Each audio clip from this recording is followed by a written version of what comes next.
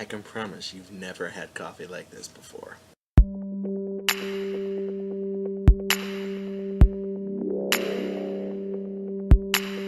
Good morning, strangers. It is Wednesday, July 18th, 1984. I was originally going to make this video about my job and what I do. If I remember, I'll have the link to see that script down in the pants zone.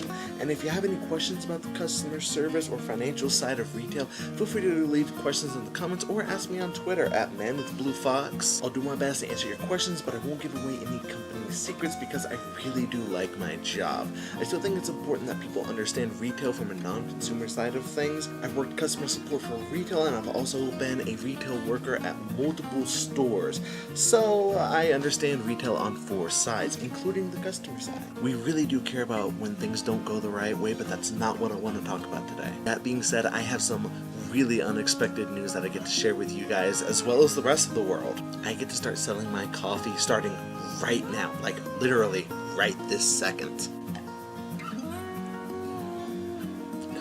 Well, technically I was able to start selling months ago, but I learned about it earlier this week, made the announcement via my company's Facebook page on Monday, which is Nerdvana Artisan Coffee, or go to facebook.com/Nerdvana Artisan Coffee, and now I'm telling you guys all about the exciting news. It's amazing. Sadly, none of you can actually buy my coffee. I know that kind of sucks, since I'm sure you guys are excited about this as I am, but this is all due to a new law here in Utah. The Home Consumption and Homemade Food Act, which was passed in March, allows people to sell consumable items from their homes without any inspections under a few conditions. The first condition is that it has to be sold within state, so I can't ship anything outside of Utah. The second condition is that the consumables can't be resold, so no selling to coffee shops and the like. And the third condition is that each package has to have a label that shows that the products haven't been inspected and aren't regulated. Of course, we also have to make sure that the label includes any allergens, but that's it. With those few restrictions, I'm able to start selling coffee. So as of right now, right this second, Nerdvana Artisan Coffee officially launches. So what kind of coffee do we make at Nerdvana Artisan Coffee? The nerdy kind, of course. With flavors referencing Pokemon, Firefly, Splatoon, and many more, we're here to give Artisan Coffee the nerdy twist it deserves. Seriously though, I'm super excited on this, and it was really hard not to talk about this in the chat, but I'm trying to be better about not talking in the chat as much. So yeah. So, moving on to the next topic, as I'm sure you guys have noticed, my videos tend to have 2 or more topics. There are actually a few things I try to put in all of my videos. 1. Put in or wear something nerdy. 2. Say the wrong date. 3. Mention one of you guys, or more. 4. Have more than one topic. And 5. Talk about something really important in my life. The reason I do all of this is to try and make my videos as personal for everyone as possible, and for my own anxieties. If I have more than one topic, I feel as though at least one thing in the video is going to interest most of you guys, and seriously, my anxieties make working like this hard yet rewarding. Each video feels like a new accomplishment just because I can do it, I can work on it, and I have made it. Recently, I felt down, and my personal thought spirals are getting more and more out of hand. Even when I'm chatting with someone and I find them flirting with me, I feel like I'm just gonna wreck anything, so why even bother? That being said, my wife has been extremely supportive, and I think you guys deserve to know why I'm dealing with this.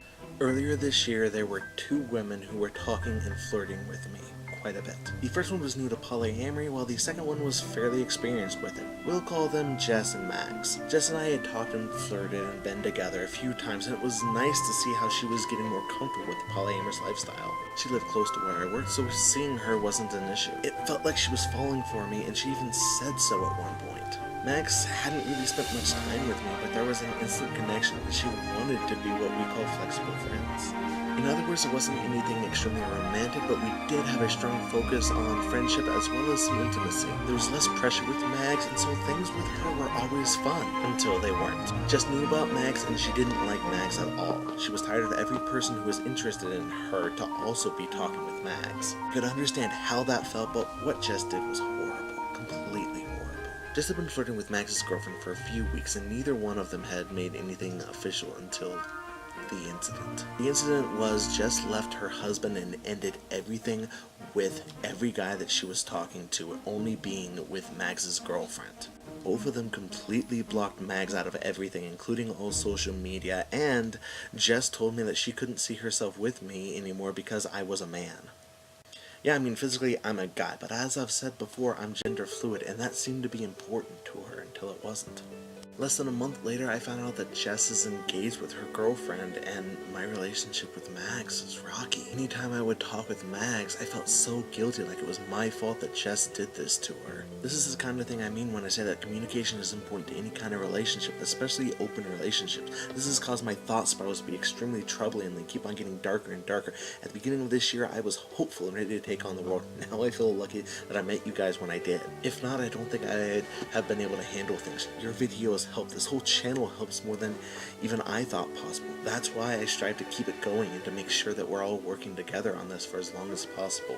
So let's keep the narrative going, strangers. Since nobody's really thrown out any punishment ideas, I'm going to give you 5 to choose from. 1, make a blenderized kids meal, and for each minute it takes for me to drink it, I will have to do that many push-ups, and the timer will start when I get home from picking up the food. 2, I have to let my daughter choose a meal for me to blenderize. For each ingredient she chooses, I have to do 5 push-ups. 3, recreate John Green's workout for nerds. 4, wax my legs. 5, watch whatever reality show you guys choose from Netflix or Hulu. Anyway, we'll see Patrick tomorrow. I really do hope Corey is doing okay, and I will see all of you next week. DFTBA, and feel free to go to facebook.com/Nerdvana Artisan Coffee. Inspections under certain